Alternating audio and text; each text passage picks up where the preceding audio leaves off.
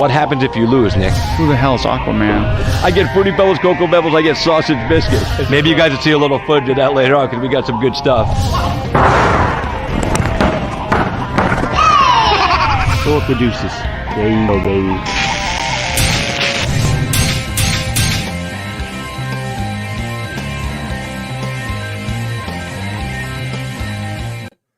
Hey, good afternoon, boys and girls. Welcome to Cage Talk with Christopher James. It's Saturday afternoon, man. Saturday, November 14th. We all survived Friday the 13th. Well, some of us did. Some people didn't have a great day yesterday. The luck wasn't with them, but that's okay, man, because you know what? As long as you're still alive and breathing, you got a chance to make today better than yesterday, and that's really what life's all about, doing a little bit better today than we did the day before. We don't have to be perfect. We just have to always be constantly striving to improve on what we did yesterday, today. With that being said, man, happy Saturday, man. We got UFC Fight Night coming up. It starts in 1 hour on ESPN Plus, and then we go to the main card on ESPN Plus. So it's all ESPN Plus, man. So we are ready to have us a good time, and I'm glad you guys are jumping in with me today. We're going to have a whole bunch of fun. And we are going to, what are we going to do? We're going to talk about fighting. Of course we are. That's what we do here. So, and you'll have to pardon me a little bit because I worked really late last night. I didn't get home till like 10 o'clock this morning. And then I stayed up and did some stuff. So I'm like on like really no sleep, a couple hours I think I got. And I'm going, oh my God, I can't believe I'm awake. So man, feel free to comment with me, guys.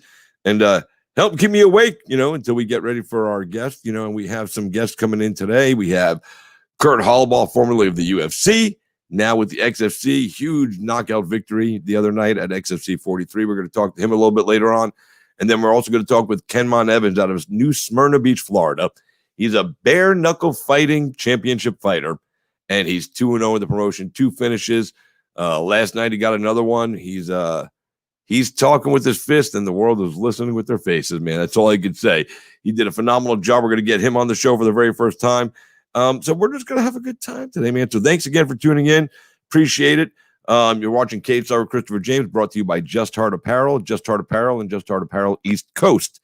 Legacy over ego. Thanks to Andrew Sams and the people at Just Heart for sponsoring and supporting us in everything we do. We totally appreciate it. Now, we have a fight card coming up here, like I said, in 45 or about 50 minutes. We're going to jump through that real quick. I'm going to blaze through it today because I've got some interviews coming up, and I want to get to them, and I don't want to miss all the fights today. So, we're just going to do what we do. But if you got any questions about the fight card tonight, hit me up. We'll do our best to answer them for you.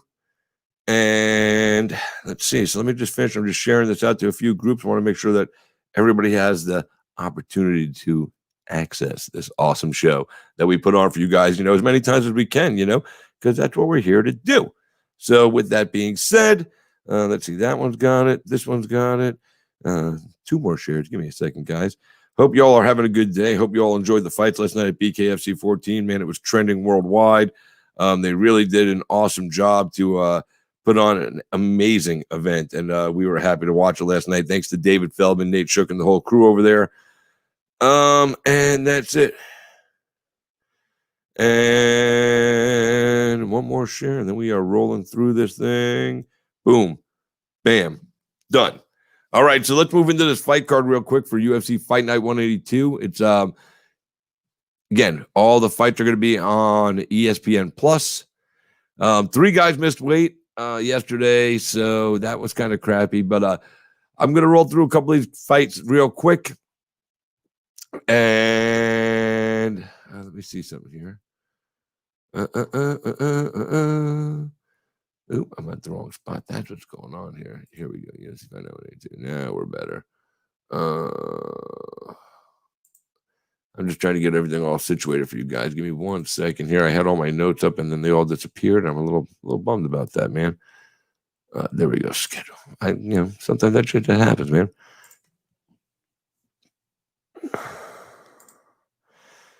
All right, here we go. All right, so I haven't even made any predictions yet, and there's a few of these fights I'm not 100% familiar with, so I might not make a pick.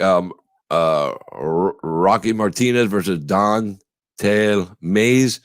Is going to open the night up. Rise McKee versus Alec Morano. I'm going to take Morano to win this fight. Got something going on with that kid. Excuse me. Geraldo de Freitas versus Tony Gravely. Not really familiarable. Not really familiar with Geraldo de Freitas, so I'm going to leave that pick off. Then we got Randa Marcos, who took this fight last minute against Kanako Murata. This is going to be a tough fight here, and Marcos has a really good chance to win this fight. I am, however, going to take Murata. I don't know why. I just feel like that's the right pick today. Then we got Jose Quinones versus Luis Smoka. I'm taking Smoka. I think he's just a little bit more well-rounded all the way around. I could be wrong. We got Kay Hanson versus Cory Mckenna. McKenna making her debut. Kay Hanson is a legit contender here, so this is going to be another good fight. I'm going to take McKenna to win her debut. Brendan Allen versus Sean Strickland. This fight right here is going to be fireworks. I'm fully excited about this one. Strickland's hoping that Allen comes in there to fight, and we're going to see what happens. But Strickland looked great in his last performance, and he's back. So he's ready to roll. Miranda Granger versus Ashley Yoder is coming in as well. Granger and Yoder, that should be a good fight. I'm going to take Miranda Granger to win this one. I think she's got what it takes today. Abdul Razak Al Hassan, he was one of the guys that missed weight, I believe. He's taking on Chaos Williams. I'm going with Chaos. And then in the main event of the night, Paul Felder versus Javiel dos Anjos. You know what? And I'm taking Felder to win this fight. The guy took the fight on 5 days' notice. Last one to book a fight on this card. First one to step on the scale with confidence, man. The reason I wanted to, and I rushed through these fight picks real quick, is for two reasons. One, because I got to make sure I have enough time to get ready for my interviews. But two, this fight, Paul Felder did an interview, pre-fight, and his manager, Brian Butler from Sucker Punch, shared it. And I've never heard Felder be so deeply personal in talking in front of the cameras. He was talking about his father and, all this stuff. And I really thought he was just going to fully break down and lose his shit and cry his eyes out. I felt so connected to Paul Felder at that moment when he was talking. And something just hit me, this guy. And I've always liked Paul Felder. He's a beast. He comes out there, he hits hard, he fights, till the finish. He's not afraid to get into a scrap at all whatsoever. He stepped up from 155 to 170 to fight Mike Perry, and I know Mike Perry isn't the winningest fighter in the UFC, but Mike Perry is dangerous, and Mike Perry hits like a Mack truck. And Felder went in there and went to work with him, and danced with him. And most of his opponents, he's fought some of the toughest hombres in fighting. But the intestinal fortitude that he displays, and when you go and watch him fight now and you understand what's going on in his mind, if you're not sure what he said, I don't have the whole video in front of me right now, and it'd be hard for me to really play it and replay it for you guys. However, it's on my page, so when you get a chance, go to my page and look at the video. I shared it yesterday, and listen to Paul Felder speak. So that. Good job. What did I do last night, Bob? I wasn't even there. That's awesome. But I'm so good at what I do, I guess I don't even have to be somewhere and people say, you did a good job last night. So that's even better. It shows how awesome I am. Thanks, Bob, man. Appreciate it, man. Hope you had a good time in Miami last night at BKFC 14. So if you guys got any of these fights you want to mention on this thing while you're watching, feel free. Also, feel free to share this out to your friends and families, groups, and all the other, fight-related pages that you know of. I'll be appreciating that if you do it. We are ready to roll this thing through here, though. Like I said, we got a great fight card. Let me see if I can pull up the odds for this thing. I want to see how many of these fights that I picked just now. Did I get the odd right? I had this pulled up already. All right, so let's see.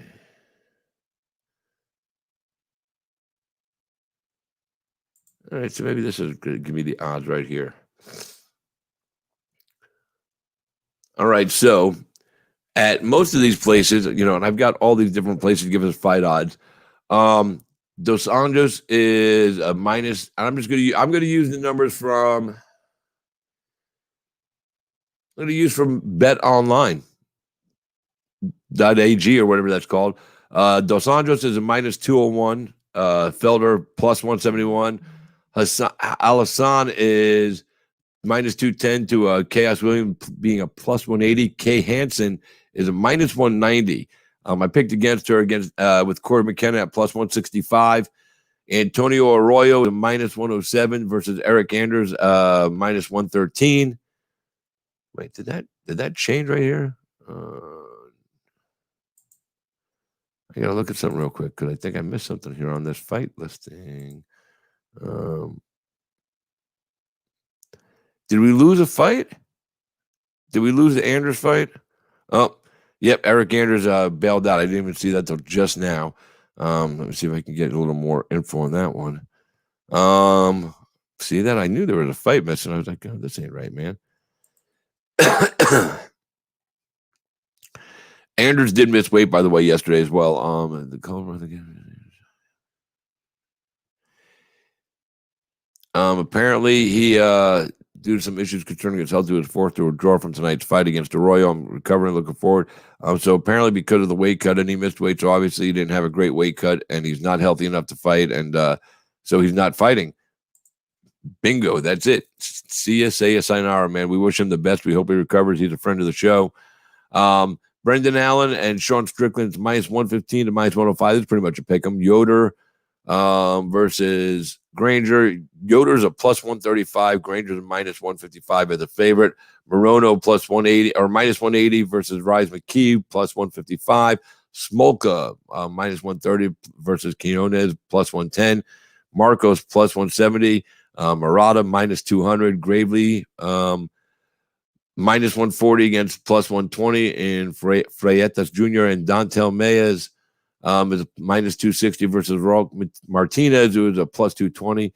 So I rolled with the odd makers there. I never look at the odds before a fight. I just roll and see what happens. That's what we do here. You know what I'm saying? So those are your odds for the fights. If you haven't made any bets or you want to wager, you can always reach out to my friend Garrett Kerman, the fight analyst. He's got his Facebook page up and running. You also catch him on the Twitter. On Twitter.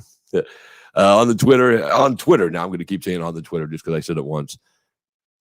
But you can catch him on Twitter at Fight Analyst. He's doing a good job there, helping people cash and make big units, baby. Big units coming in, paying out multiple units. It's definitely a good day. Thanks, Scott Farley. I appreciate that. Whew. So let me pull up now. While we're doing this too. Let me just pull up the results real quick. KFC 14 results. I don't have them all in front of me, but we're going to talk about them, so might as well just, roll it up.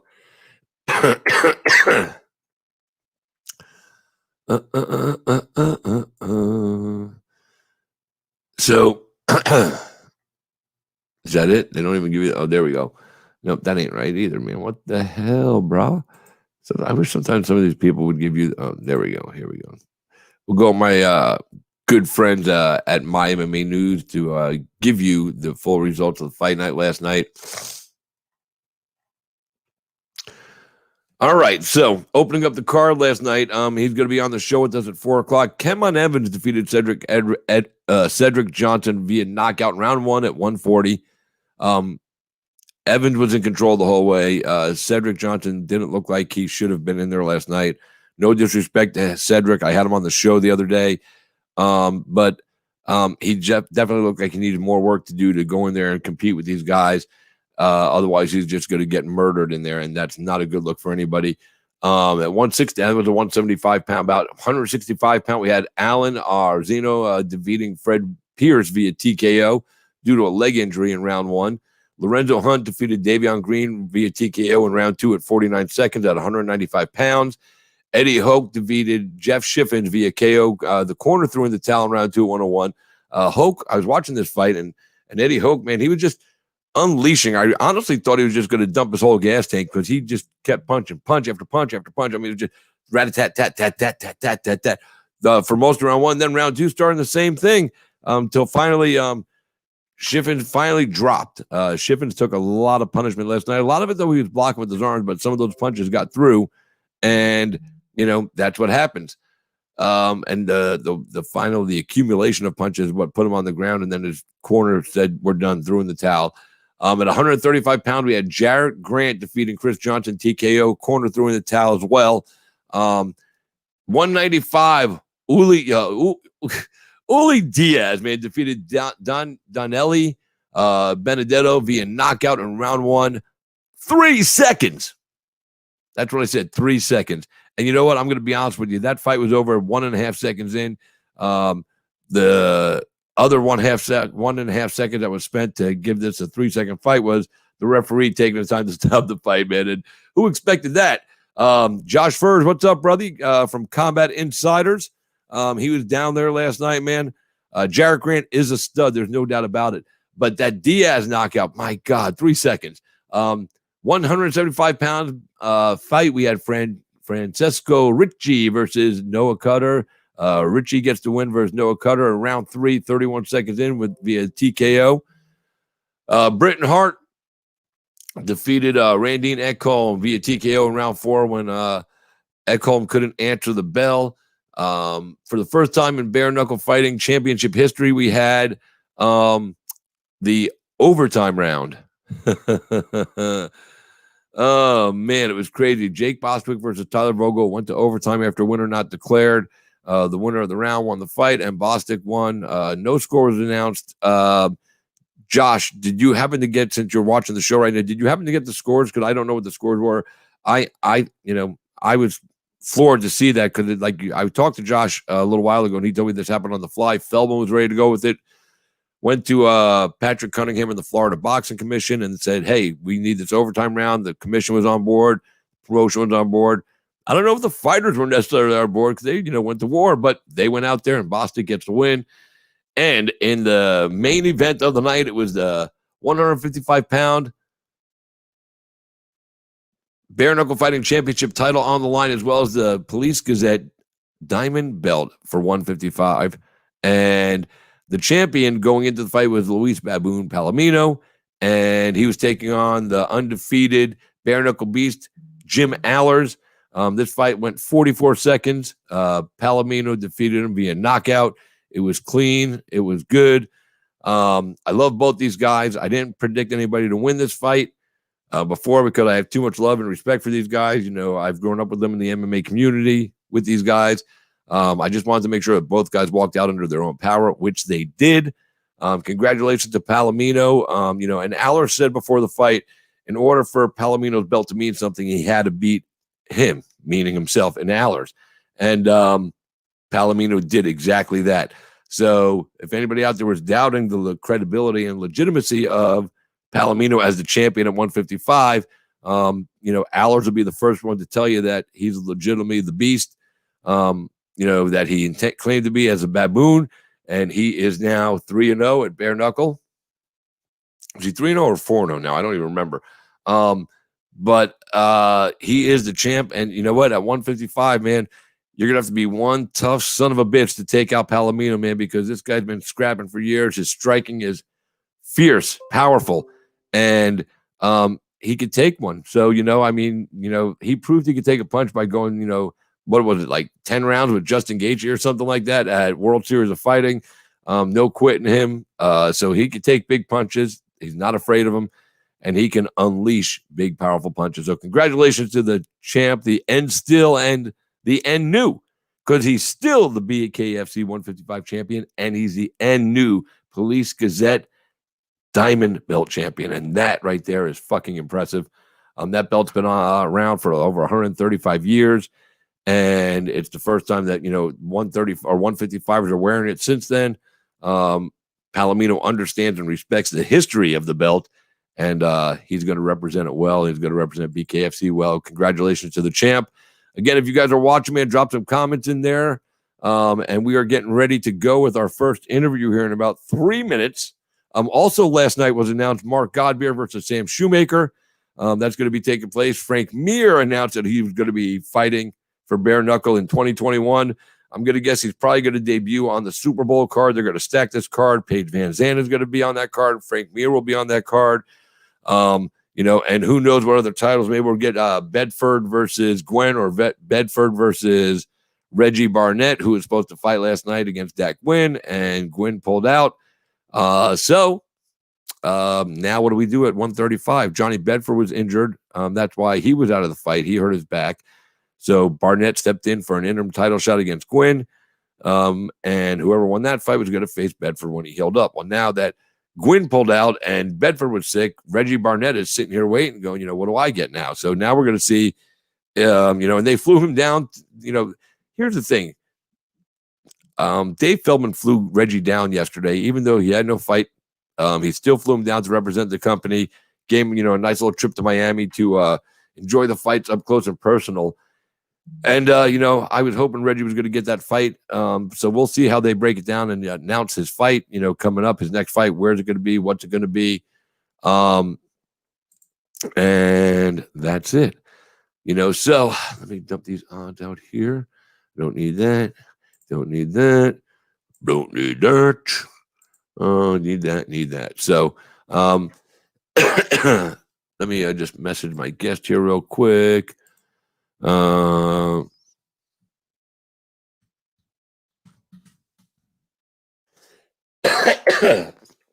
to let them know I'm standing by and waiting on them.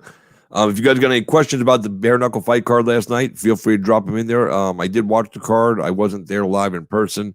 I had some personal stuff I had to take care of here in Tampa, and that precluded me from heading down south to Miami. I wish I was there. Dave Feldman, Nate Shook, and everybody with BKFC, you guys did a phenomenal job putting on the show last night. Good stuff, man. It's still a 3-second knockout. It's like the fastest knockout in combat sports history, I believe.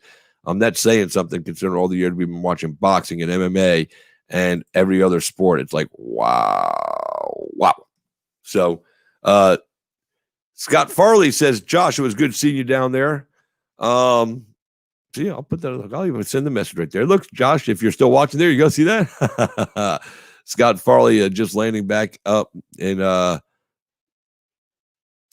Scott Farley said thank you to David Feldman. I don't know if David Feldman's watching. I hope he is. Maybe he is. If he is, maybe I'll just shoot him a link to the show. Maybe we'll bring him in at some point to discuss how successful last night was. This show was trending all around the world. Absolutely incredible. Good stuff. So, we're waiting for Kurt Holobaugh to jump in.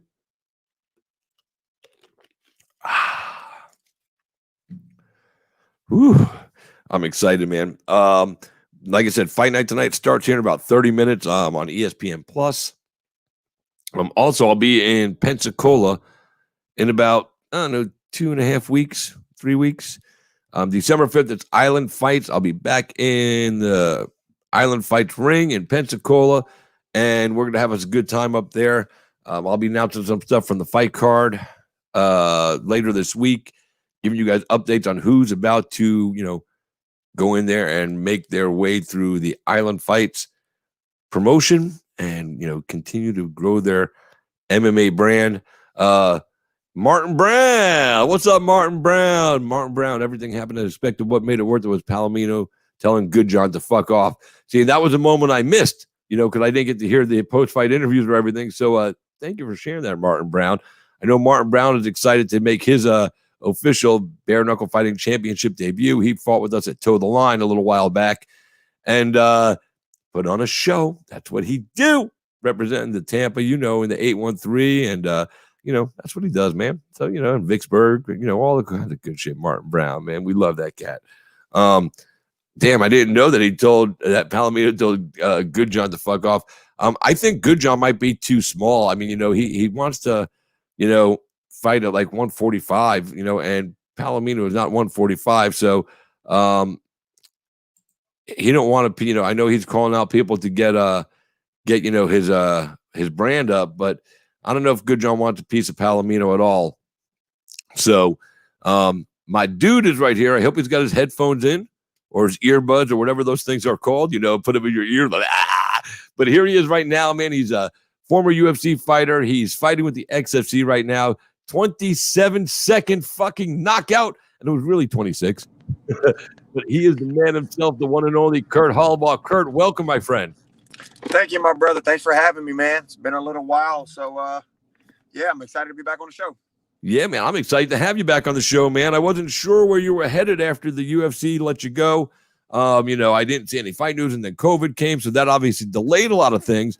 But you fucking killed it the other night, bro.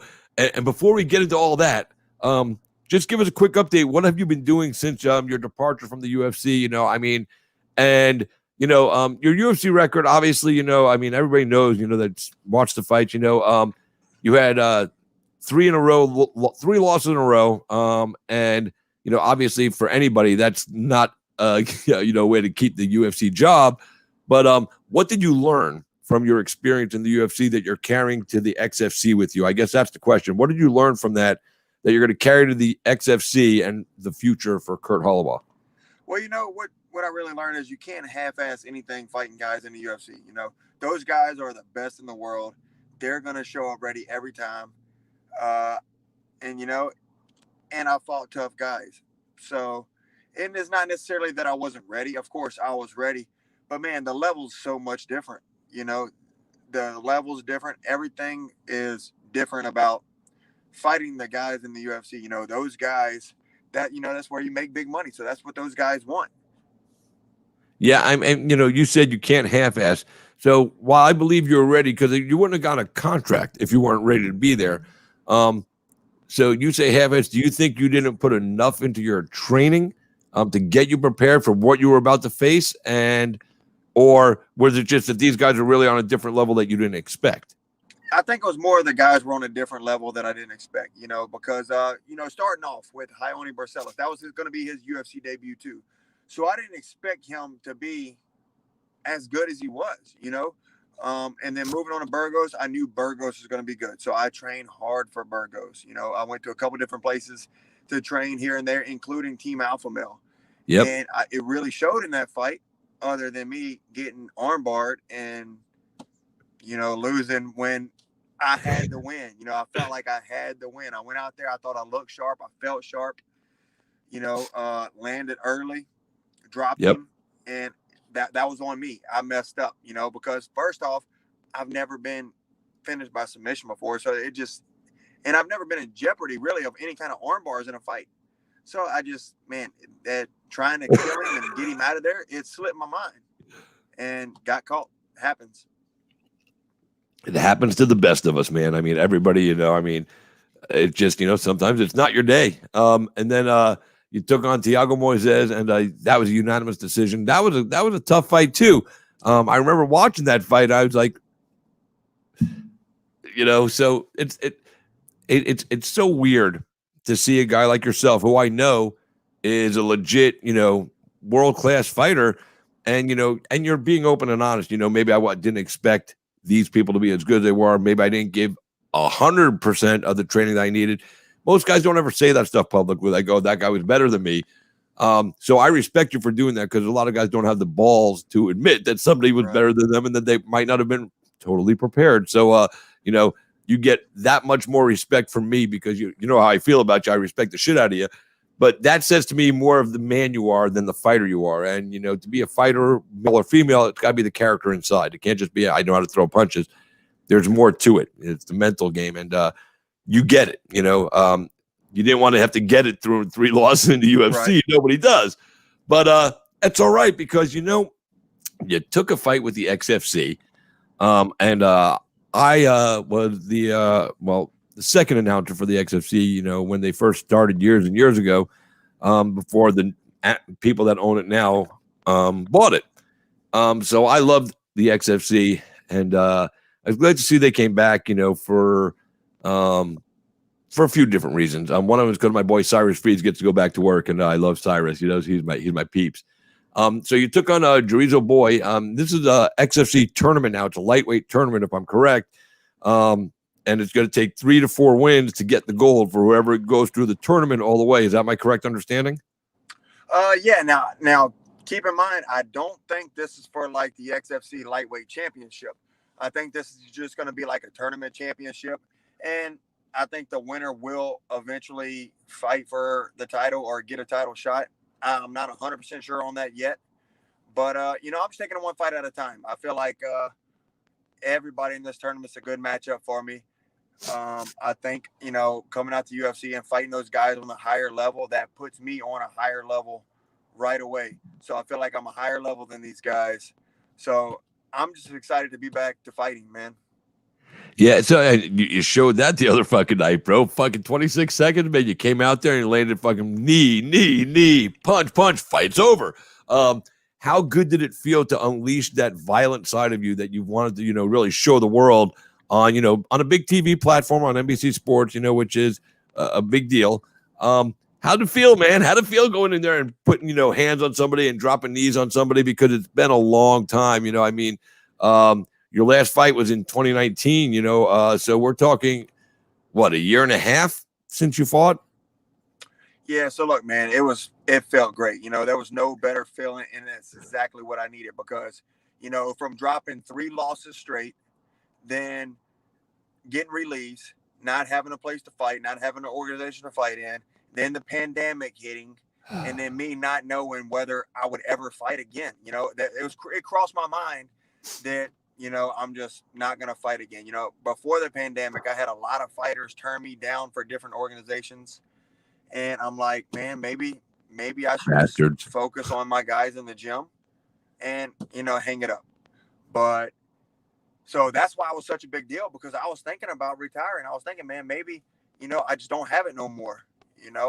I've never dropped 3 fights in a row, even though those guys are tough, even though I was in all 3 fights. I just didn't know. So that's why I crossed my mind to hang it up. But then I started thinking, man, I got, kids that never seen me fight live. And my oldest is 12. Never been to a live fight, never seen me fight live. So I'm like, man, I got to keep going. Let me see just what, my managers with Sucker Punch, Brian Butler, Brian Hamper. Let me see what these guys throw towards me. And, I don't turn down fights ever. Right. I don't turn down fights. I may have turned down 1 fight, and that may have been it. And that's probably because I didn't want to travel halfway across the world for a little money. But it felt good, man, to get out there and fight a guy with a good record. He was 19-5. He's a very good striker. I knew his wrestling. I knew his jiu-jitsu wasn't going to be very good. I knew I had big advantages there. So winning by knockout was a big surprise for me. So I'm like, damn, dude, I just destroyed the best striker in this competition or in the tournament in 26 seconds. And there you go. So now that immediately, if he was the most accomplished striker there and you put him out in 26, yeah, it's got to make you feel good about your going through this tournament. I saw a video. I don't know who posted it, but there was a little baby, I guess, in the arena watching the fights, clapping and yelling at. Was that your baby? That is my newest.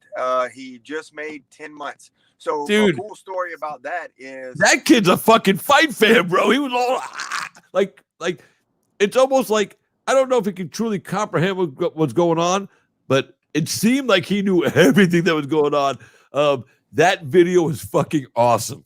Yeah, for sure, man. And he comes to the gym every day. Me and my fiance or my girlfriend, she helps me run my gym. So she's there every day. He's there every day. But a cool story about that is the last fight, UFC, I think it was 237 or something like that, the one in Brazil. Yeah. I jumped in front of the camera after the fight was over, after I already lost, because I had planned, I knew she was pregnant. So I was going to, if I would won, I was going to announce the pregnancy on TV. And I jumped in front of the camera and I was like, Happy Mother's Day, Mom. Brienne's pregnant. And like you can hear it. So they called it. And then that was my very last fight. And now this fight, he's sitting in the stands cheering me on. So I thought that was a really cool thing, not having a kid in the last fight. And then this baby is 12 or 11 months old now, almost. Yeah. So it was pretty cool. Yeah, it was awesome. I was watching it, and I'm sitting there. I'm just looking at the video. I'm like, oh, my God, look at this little boy. He's just having a good old time. And at first, when you see, I didn't realize it was like your son. I'm going, wow, this kid, this is a great video of somebody watching something. I didn't realize. I said, wait a minute. I'm looking at the venue. I'm looking at this. I'm going, that's Kurt's fight. That's Kurt. That's got to be Kurt's boy right there. And I'm going, this is fucking awesome, man. I'm trying to find that clip right here, right now. I want to share that with the world out here. Let them see this thing because this was fucking so fucking dope. But so since this is a tournament, do you know who you have next, or are they going to let you know? No. So the brackets were already out, going into the fight. So I knew if I win or if I won, I would fight one or two guys that were on my side of the bracket. So a guy named Scott Hudson from Canada, he won. He beat DeJohn Owens in a decision. He's tall, he's like 6'1", 6'2". I think he's 12-5 now. But these guys, they're just not on my level. I love your confidence, dude. You've always been a cool cat, believed in yourself. But this, like you said, getting that big knockout the way you did, has to really make you feel incredibly confident about your decision to stay in the fight game and to keep grinding and getting there. Because that's where you want to be. I can't find this doggone video. I'll have to find it later and reshare it on my page because I want people to see it. The pure joy in this little boy was just like, I was like watching this kid go, and I'm like, oh my God, look at this kid, man. He's so fucking excited. Like he just got like a 20-pack of chicken McNuggets and they're all his. He's like, moments like that fucking hit me in the feelings. I love family. I love the love and all that good stuff. Did you get any word from Myron or the people at XFC after your fight? What'd they say to you? Myron was just impressed, that I gave him exactly what he wanted. He wanted guys who were going to go out and fight. He wanted guys who was going to go out and finish fights. Of course, no promoter ever wants a boring fight. No promoter ever wants, even if it is a ground fight, they don't want it to be a boring ground fight. So, you always got to be looking to finish. You always got to be looking to work. And I felt like I went out there and I gave him exactly what he was looking for. Yeah, you did. You did a phenomenal job, man. So congratulations on that. Congratulations getting on the winning side of the ledger. It's been a while for you. Not just your last fight. I mean, but let's see. If we go back, the last fight you won was against Cavalcante at Titan in 2017.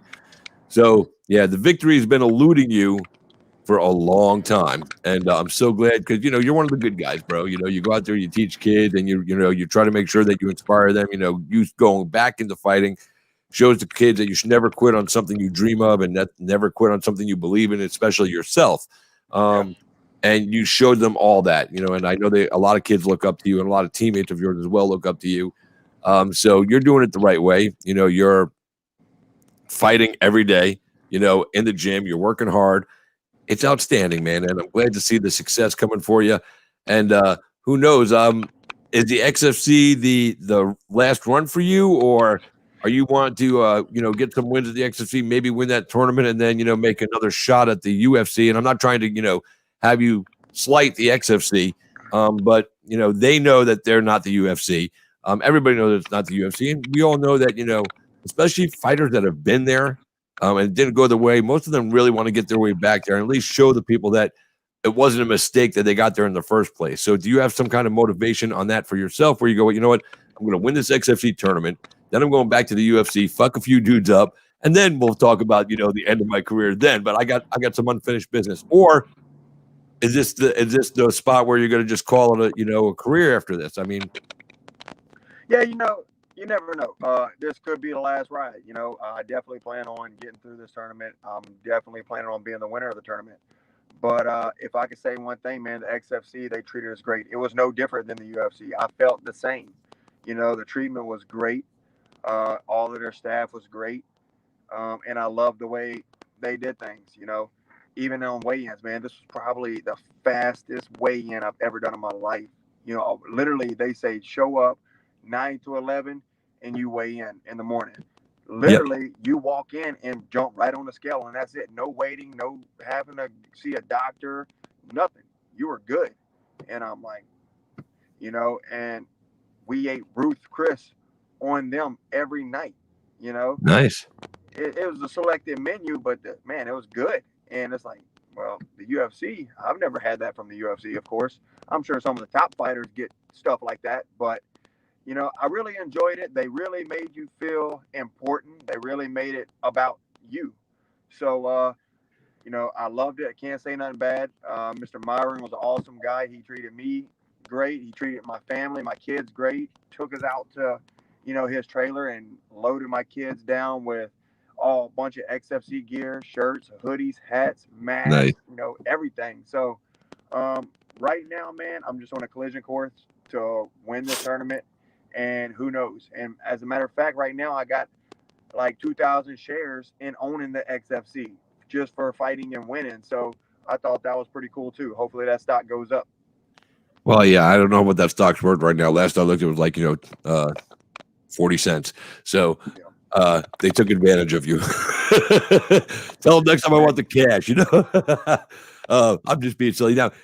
Interesting, something that you just said. You walked in and you weighed in. You didn't have to see a doctor or anything pre-fight. Oh yeah, well, I mean, they did the doctor stuff like the day before. We had to do all the COVID testing and everything like that. And ain't no BS. We was tested, man. Everybody there was tested. Yeah. No, that part I know. I mean, all the pros that I know that I've been working with that say they're testing. There's no joking behind that. I don't think anybody would lie about it because somebody would talk. What do you mean you said you were tested? I was there. I mean, you can't get away with that bullshit. But even on the day you weigh in, so you just weighed in. There was no, last minute, physical from the doctor and all that stuff that they do at every other event, including the UFC, where you get checked by a doctor before or after you hit the scale. No, they did it like I guess the day before. So everybody.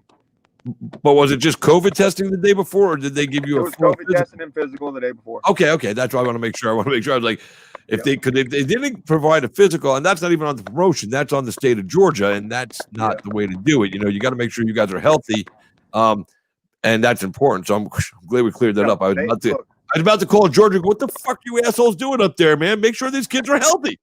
Yeah, no, they did a good job, man. I've been a part of a lot of shows that have a lot of bad commissions, whether it was local shows that my guys were fighting on or shows that I went and fought on. I've been a part of some bad commissions. I thought the Georgia commission was really decent, That's good. I'm glad. All right, so we've covered everything with you. So we got a fight card coming up tonight, the UFC. Javiel dos Anjos, and we're only going to talk about one fight. Javiel dos Anjos and Paul Felder. Now, if I'm correct, you're signed with Sucker Punch. Felder's a Sucker Punch guy. 5 days fucking notice. Then he has this incredible pre-fight interview where he's breaking down and crying, talking about his family, his dad, and all this stuff. First 5 days notice, right? So he had like a day, 14 pounds to cut. He cut the weight. I'm not even overly impressed with the 14-pound weight cut, in 5 days, because that's like the norm for most fighters. I mean, so they're hyping it up because he took the fight in 5 days, but he did take the fight in 5 days. Last one to get a fight, first one on the scale, made weight, set the tone for everybody else. He is not the betting favorite in this fight, but I'm taking Paul Felder to win. What's your thoughts on this fight? Stepping up to fight a former champion, going back, down at 155. Give me your thoughts on Felder and this fight. Look, man, Felder is an animal, and I'm going to take Felder with you because I can tell you this much. I always feel like, if I got a call on a 5 days notice, I would dominate. It's something about getting that call on that short notice that everybody thinks, oh, you're not in shape. Oh, you took the fight too fast. And really, man, we're professional athletes. There's not many days out of the year that we are out of shape, and I actually look for Paul to go in there and have a very good fight and definitely get the win.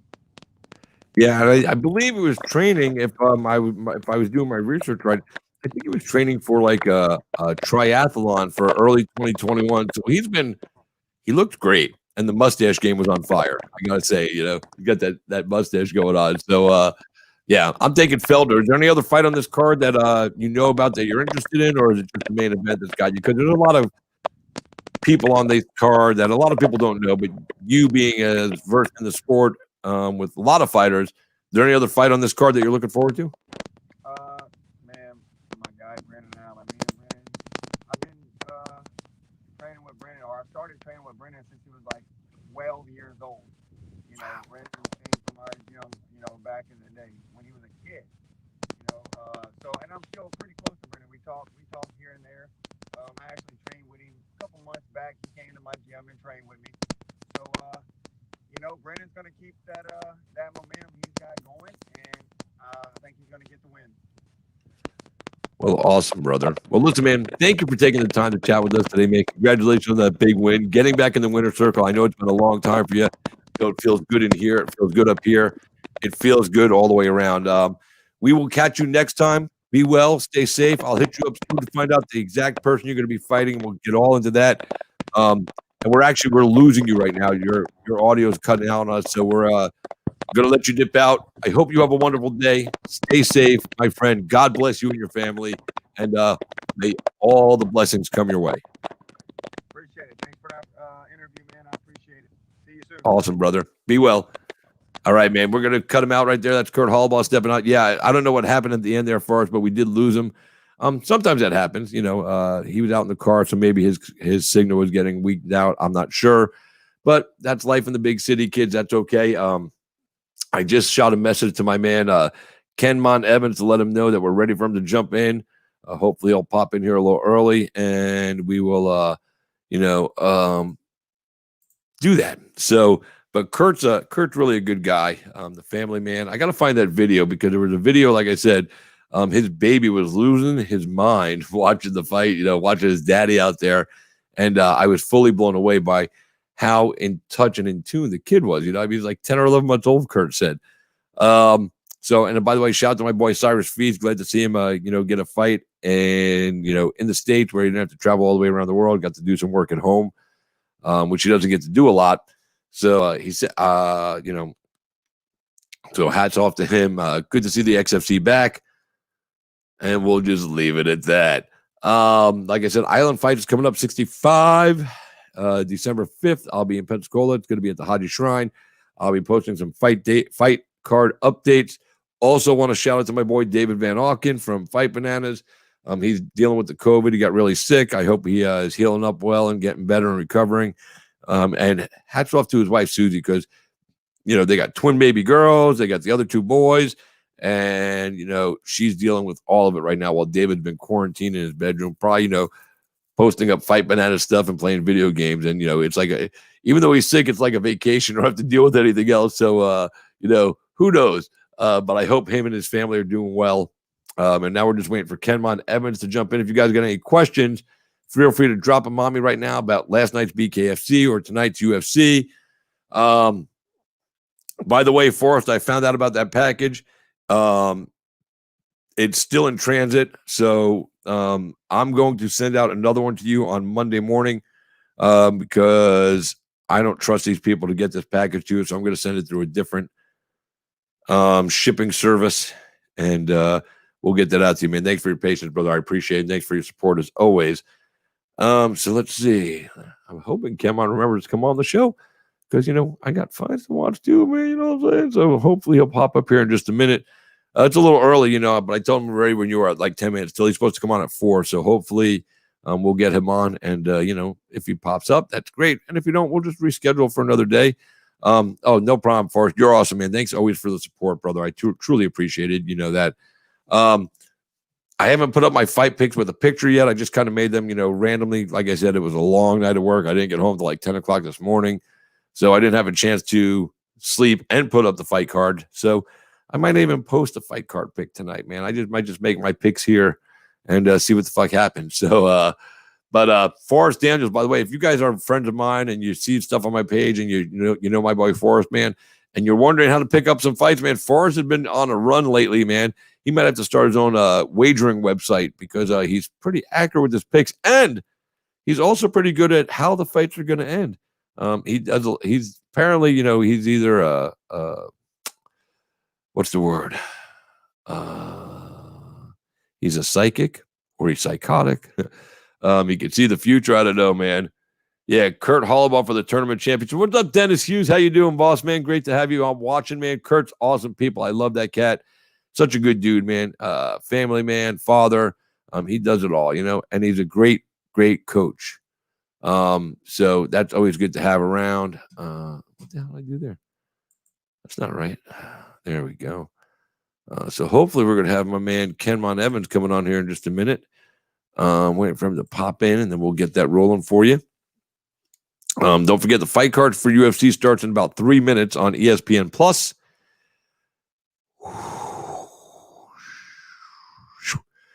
Woo, can't wait, man, for this fight card to get started here. Like I said, we are waiting for bare knuckle fighting championship fighter Kenmon Evans to join us. 2-0 at BKFC, man. What a good job this guy's done. His first fight was in Daytona, in New, which is right, near where he lives in New Smyrna Beach. He gets the big win, comes back for his second fight at BKFC. Didn't have to go the total line the route either. He's a 5-1 as a professional boxer. Took some time off from boxing, and now he's back and he's doing bare knuckle. He's definitely making a name for himself. With the sport being so young and the promotion being so new, this is the time to cement yourself as one of the studs and the stars of the organization from jump. That 14 events in they are. So this is still the beginning. This is infancy, man. This promotion hasn't even started to crawl yet, and it's already doing amazing things. Imagine when it learns how to crawl, and then it learns how to walk, and then it learns how to run. BKFC is going to take over the world, and one day we might look back at David Feldman and think of him as the Dana White. David Feldman is to bare knuckle fighting what Dana White and his crew were to the UFC and mixed martial arts, because he's making that much of an impact. Bare knuckle fighting championship, no doubt about it, is doing amazing things. Guys are having career resurgence. I mean, look at Jim Allers. I know he lost his fight last night, but he was a former UFC guy. He got cut from the UFC. He did some other stuff along the way. He was supposed to fight Conor McGregor at Cage Warriors. McGregor backed out on him a couple of times. So much history and so many great fights at the top level for Allers. But then he comes to bare knuckle and he unleashed these hands. And man, he's 4-1 at bare knuckle right now. So he's lost to the champ, Palomino. And but he's been dropping dudes and killing fools, man. And the resurgence he had and the smile on his face, and he's excited about fighting again. And I know one loss is not going to stop Jim Allers. Jim Allers is going to come back and try to make another run at that championship by taking out a couple other top contenders along the way and see if he can realign himself with the man they known as the Baboon. Luis Palomino, the bare knuckle fighting championship 155-pound champion, and the Police Gazette 155-pound diamond belt champion. Great stuff from Allers and Palomino. I'm hoping to get them both on the show at some point, in the next, week. Maybe we'll get them on together at the same time to talk about the whole lead up to the fight and their experience and, their friendship that I hope is, hope is saved. So we'll see what happens there. All right, so let me see. So I'm waiting for Kenmon Evans. Hold on a second here. I got a message from somebody. Sorry, guys. Oh, excuse me. Nope, that's it right there. So hopefully we're going to have Kenmon on here in a couple minutes. I'll give him a few minutes to jump in with us. He's scheduled at 4, but he's on fighter time. So fighter time is a little different than normal people time. It's just a true story, man. I'm not even lying. So let's see. Let me double check, make sure I gave him the right info. 4:00. So we got to get him on. He wants to represent. He wants to let people know that the 38, I think it's 386. Could it 386? It could be the 386. He wants to let people know that New Smyrna has arrived and they're on the radar of the world. And he trained with Coach Pete White at Pete White Boxing and MMA. Pete, helped develop the career of Michael Davis, who's in the UFC. The next big thing, Taylor White, she's coming back to Island Fights in December. That's the coach's daughter, and she's a fighter in her own right, and she's trained with Coach and all the people that come through that gym. Whether it's UFC fighters like Mike Perry, Mike Davis, Alex Nicholson, Hannah Goldie. I mean, there's so many tough fighters that she trains with down at American Top Team. She goes. She's really working hard on her career as a MMA fighter, and she's still doing the amateur stuff, but it won't be too much longer before this girl turns pro. And when she turns pro, y'all better watch out. because they bill her as the next big thing, and they just might be right. I mean, that's all I could say about that. So let's see.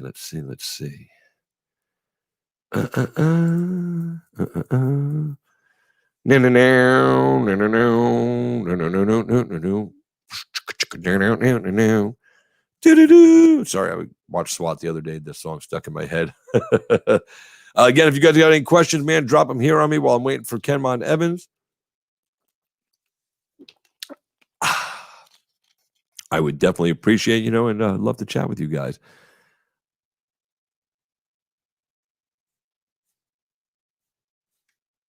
I don't know why I was doing that. Just fucking look good. I was trying to catch a look on the video here. Anyway.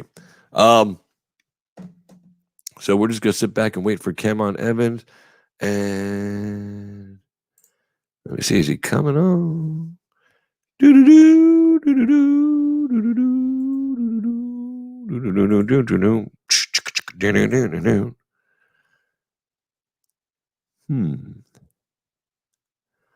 Nope, that ain't right. What do I think about McGregor versus Dustin 2? Well, there's a hell of a question for me from my man Forrest.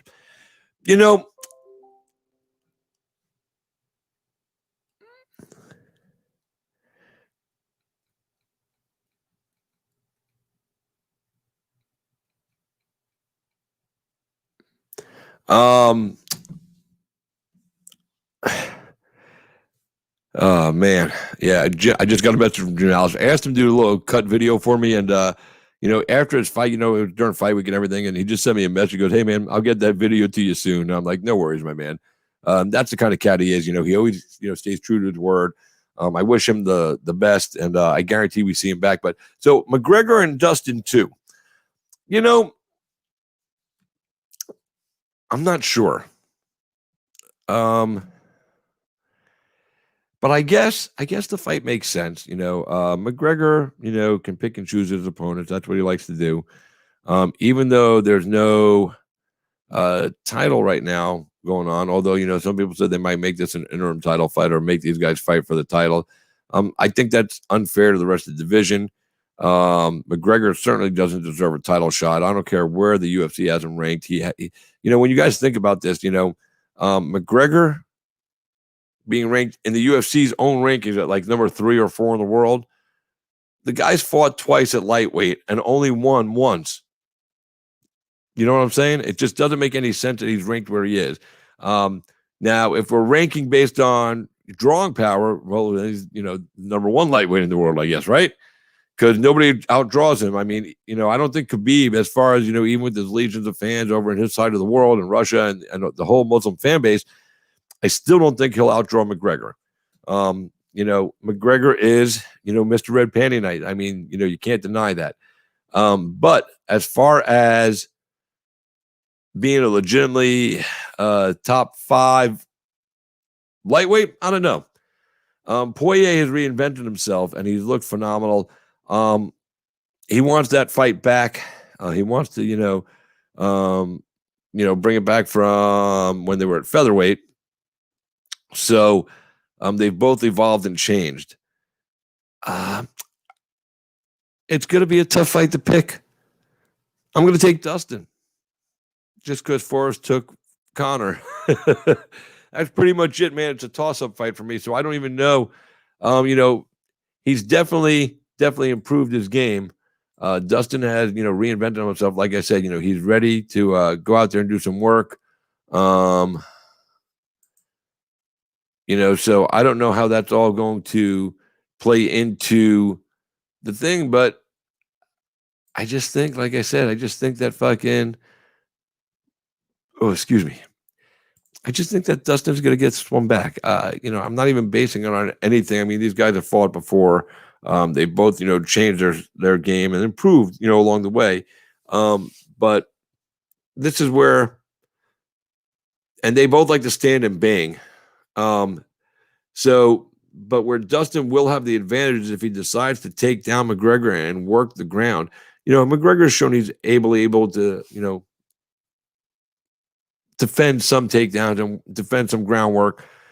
But I think when this fight goes on, I think Dustin will be the bigger guy. I think Dustin will be the stronger guy. And I think, if he's the smarter guy, he's going to use groundwork in there. If they stay standing, Conor has way better of a chance to win that, in my opinion. We all know Conor striking, is different and crazy. And he comes in from weird angles. Think about this. Conor fought Floyd Mayweather, and that was his pro boxing debut. And he tagged Mayweather a couple of times, and that's all great. But he wasn't going to win that fight. Mayweather basically had to figure out his timing. And so what Mayweather did in that fight was smart. He let McGregor go out there and throw his punches. And after he got tagged a couple of times, I think he knew that he was going to be able to stay in there with McGregor, which I don't think he ever doubted in the first place. But he just let McGregor tire himself out. And then when it was time to turn on the switch, Floyd turned it on and finished the fight. So Conor is a good striker. In boxing, he's not a great boxer, but he's a good MMA striker. He's got some boxing skills. And that's why he was able to land a couple of good punches on, arguably one of the greatest fighters to ever step inside the squared circle, and Floyd Mayweather Jr., who's 50-0. But there should be an asterisk against number 50 because that was against Conor McGregor. And, getting your 50th win against a guy making his professional boxing debut doesn't cut it for me. I'm just calling to throw it out there. I don't care how accomplished McGregor was at MMA and how many titles he held in MMA. He wasn't a boxer, and it is two different sports, and it's a different skill set.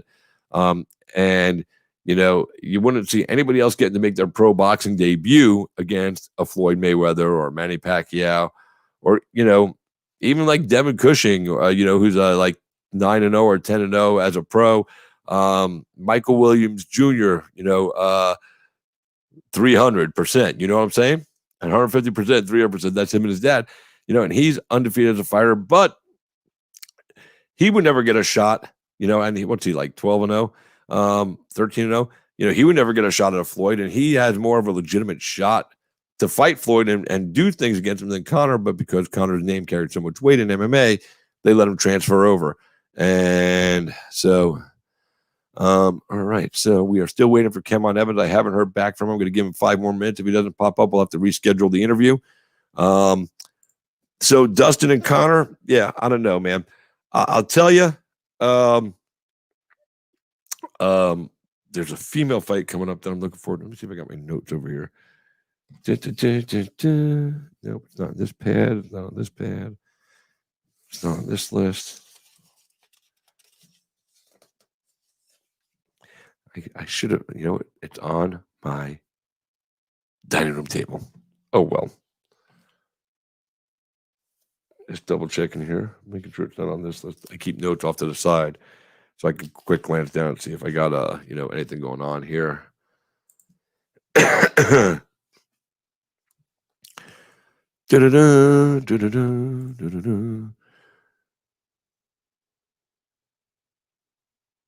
Silence. I can't get that SWAT song out of my head, man. Forrest, did you happen to watch any of the BKFC card last night? Did you get the app? Did you use my code to download it? Christopher Roth, ROTH.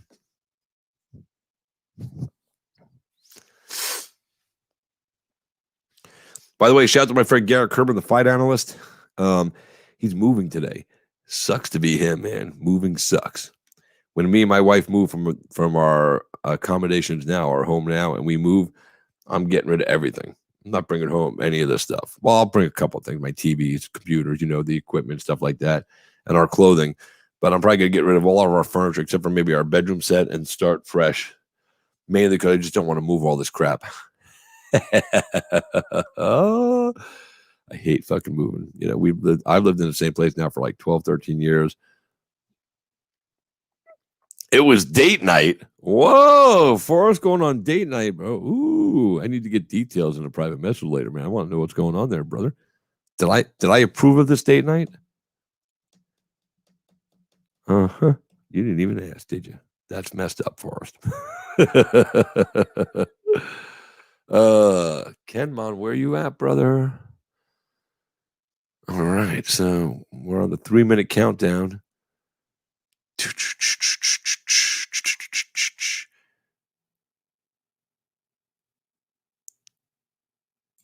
Yeah, that 3-second knock, Uli Diaz, man. Holy shit, dude. And if you go back and watch that, if you can find that clip there first, you could see that it was really like 1.5 seconds and that fight was over. I mean, so, 3 seconds is nothing to sneeze at. That's still the fastest knockout that I know of in combat sport history in any of the combat sport disciplines. But, and that's going to be tough to beat. But 1.5 seconds is going to be even tougher to beat. And to me, that's where he really finished in 1.5 seconds, which is absolutely insane. Craziness.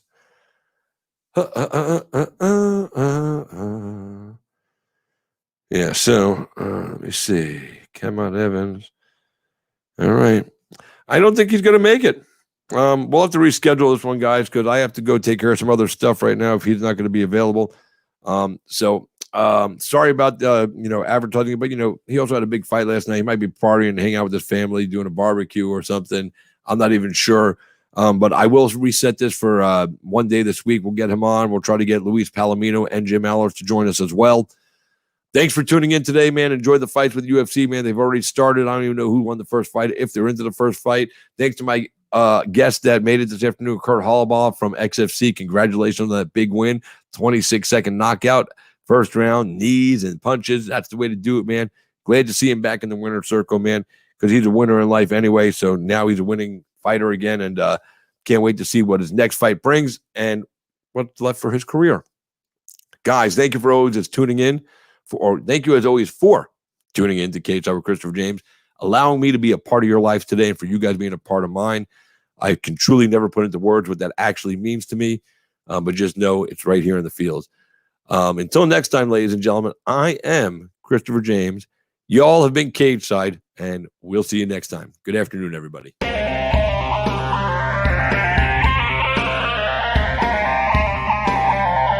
What happens if you lose, Nick? Who the hell's Aquaman? I get Fruity Pebbles, Cocoa Pebbles, I get sausage biscuit. Maybe you guys will see a little footage of that later on because we got some good stuff. Go with the deuces. There you go, baby.